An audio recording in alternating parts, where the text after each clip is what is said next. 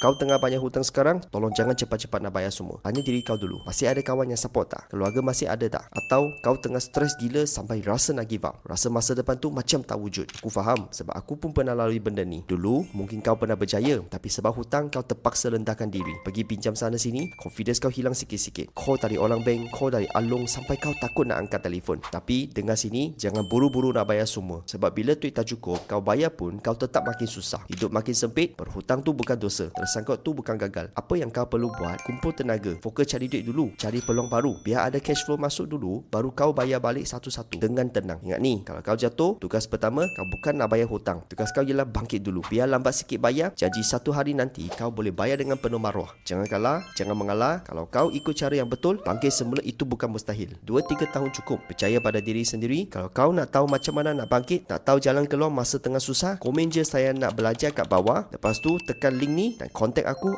akan tunjukkan jalan.